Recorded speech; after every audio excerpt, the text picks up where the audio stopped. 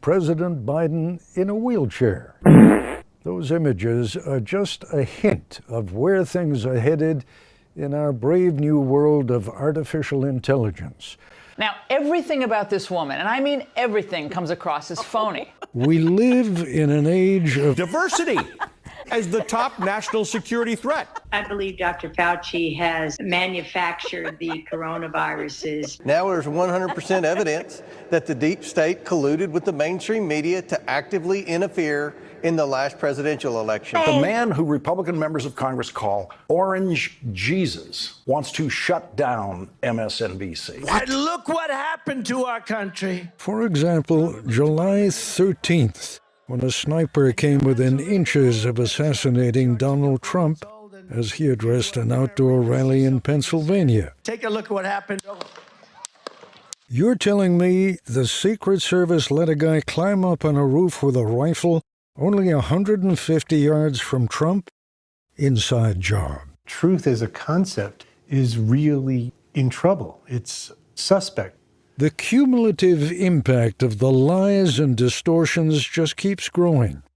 Such that journalist Stephen Brill titled his new book, The Death of Truth. There are facts, and it used to be in this world that people could at least agree on the same set of facts, and then they could debate what to do about those facts. But we're losing our grip on any sort of shared reality. Internet platforms were like the phone company. Welcome. You've got mail. You can't sue the phone company for what a caller might say in a phone conversation. They inserted a 3-paragraph section called Section 230, which said these new chat room publishers would not be responsible for anything that was published in their chat rooms. Social media companies exercise only limited control, permitting lies, fake news, and intentionally divisive content to proliferate. A torrent of allegedly Moscow-backed content. A torrent of allegedly Moscow-backed content. The charges unsealed this morning do not represent the end of the investigation. There are more fake news sites posing as legitimate local news in the United States than there are news sites of legitimate local newspapers. There is no monopoly on virtue from either side here. Just to take an example, the most effective fake local news sites are financed by liberal political action committees. And they're sort of especially self-righteous about it. And then Brill points out we're just beginning to come to terms with the full potential of artificial intelligence.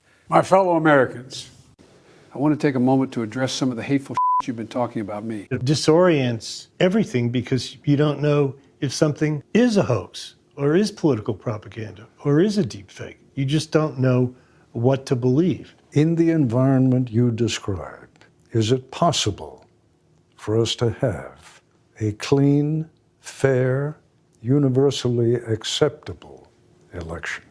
Your last condition is the one that is, I think, impossible. Universally acceptable. Forget universally, even modestly acceptable.